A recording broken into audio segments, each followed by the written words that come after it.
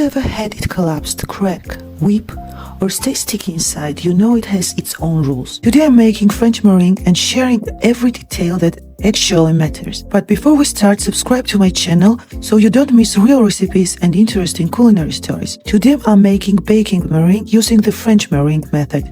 At first glance it may seem like the simplest sweet treat, but at the same time it can be quite temperamental. And know that many people are interested in the small details and nuances of making it, so today I want to share everything I know about it. In the past, people believed that egg whites had to be cold because they whip faster that way. Today, however, we know that room temperature egg whites create more volume and a more stable structure. Cold egg whites are thicker and have a harder time incorporating air bubbles, while warm egg whites are more elastic.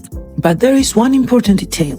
In the past, perfect meringue was also made with cold egg whites, and sometimes maybe even better. The main secret was not the temperature of the egg whites, but the wiping method. When egg whites are whipped slowly for a long time and in a controlled way with a hand whisk, they gradually incorporate air and form a strong, stable structure. A mixer, on the other hand, pushes air into the egg whites very quickly and aggressively. Cold egg whites do not tolerate that kind of intensive whipping very well, and the structure can break down. Room temperature egg whites are more elastic. They handle intensive wiping better and they create a stable, voluminous mixture. So in short, this is the whole secret of cold and warm egg whites. Cold egg whites work well for hand whisking, while room temperature egg whites are better when using a mixer. Now, another equally important point. The perfect meringue formula is mathematically precise.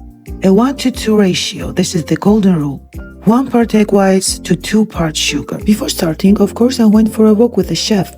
We visited some friends, then the chef got ready, inspected the table, and improved the topic of the video because she loves meringue very much, even though she has never actually tasted it. So under the chef's strict supervision, I'm starting the preparation. I started whipping the room temperature egg whites. At the first stage, it is important to whip only at low speed. Once the egg whites became foamy, I added a pinch of salt and a few drops of lemon juice. Then I started adding the sugar gradually and increased the speed to medium, but not to the maximum. If the sugar is too coarse, it's better to pulse it in a blender for a few seconds. It is not necessary to turn it into the powdered sugar.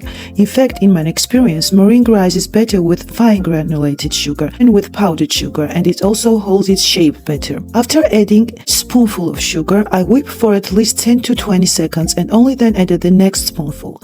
I'll continue this way until all the sugar is added. At the very end, I whip it for a few seconds on maximum speed. The meringue is ready. When after lifting the whisk, it forms this kind of peak and does not lose its shape, I transfer it into a baking tray. I shape mine with a spoon, giving the meringue the form I wanted. Then I dry them in a preheated oven with the door slightly open at 120 degrees Celsius for about 2 to 3 hours in short, until they are completely dry. After that, I leave them to cool in the turned-off oven again with the door slightly open. And that's it. Crisp, well-dried meringue is ready. If something usually goes wrong when you bake meringue and you cannot get the result you want, I recommend trying this method. You will definitely get a much better result. Thank you for watching until the end.